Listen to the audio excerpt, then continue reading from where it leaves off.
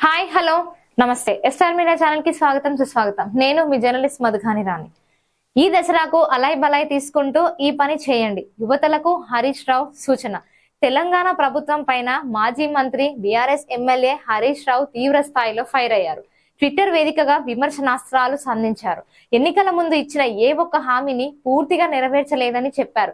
కాంగ్రెస్ కు ఓటు వేయాలని గ్రామాల్లో ప్రచారం చేసిన యువత కాంగ్రెస్ మోసాన్ని గుర్తించాలని అన్నారు.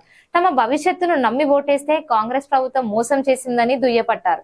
ఈ సందర్భంగా యువతకు కీలక సూచన చేశారు. ఈ దసరాకు అలాయ్ బలాయ్తో పాటుగా కాంగ్రెస్ చేసిన మోసాల గురించి చర్చించుకోవాలని అన్నారు.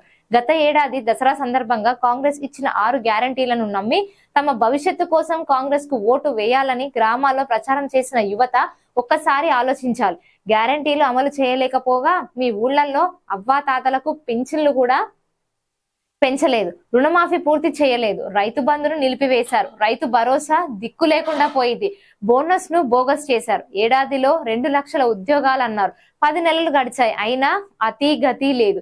4,000 నిరుద్యోగ భృతికి నీళ్లు వదిలారు. ఈ దసరాకు మీ ఊళ్ళకు వస్తున్న కుటుంబ సభ్యులు స్నేహితులతో అలాయ్ బలాయ్ తీసుకుంటూ కాంగ్రెస్ చేసిన మోసాల గురించి చర్చించండి. మీ ప్రాంతాల్లోని కాంగ్రెస్ నాయకులకు 6 గ్యారంటీలతో పాటు రైతు declaration, youth declaration, SC ST declaration, minority declaration, BC డిక్లరేషన్ల పైన ఎక్కడికక్కడ నిలదీయాలని పిలుపునిస్తున్నాను అని హరీష్ రావు ట్వీట్ చేశారు. పండగ లాంటి వ్యవసాయాన్ని పండుగ చేశారు. కాంగ్రెస్ ప్రభుత్వంపై బీఆర్ఎస్ వర్కింగ్ ప్రెసిడెంట్ కేటీఆర్ సైతం తీవ్ర విమర్శలు చేశారు. తమ ప్రభుత్వ హయాంలో పండగలా ఉన్న వ్యవసాయాన్ని దండగ చేశారని మండిపడ్డారు. పొలం ఉన్న రైతులను పొట్టన పెట్టుకుంటున్నారని, కౌలు తీసుకున్న కర్షకులను కబలిస్తున్నారని విమర్శించారు.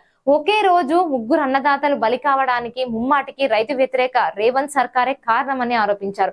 ఓవైపు సాగునీటి సంక్షోభం, మరోవైపు రుణమాఫీ ద్రోహం, ఇంకోవైపు రైతు భరోసా మోసం, కౌలు రైతులకు అందని సాయం, రైతుకు రక్షణ వలయంగా ఉన్న పథకాలను ఒక్కొక్కటిగా ఎగ్గొట్టడంతోనే వ్యవసాయంతో ఈ విలయం. వందలాది రైతులు పిట్టల్లా రాలిపోతున్నా చలనం లేదు. ముఖ్యమంత్రికి సోయి లేదు, ప్రభుత్వానికి బాధ్యత లేదు. దసరా పండుగ వేళ వ్యవసాయాన్ని దండుగలా మార్చిన సీఎం రేవంత్ కు రైతన్నల చేతిలో దండన తప్పదు.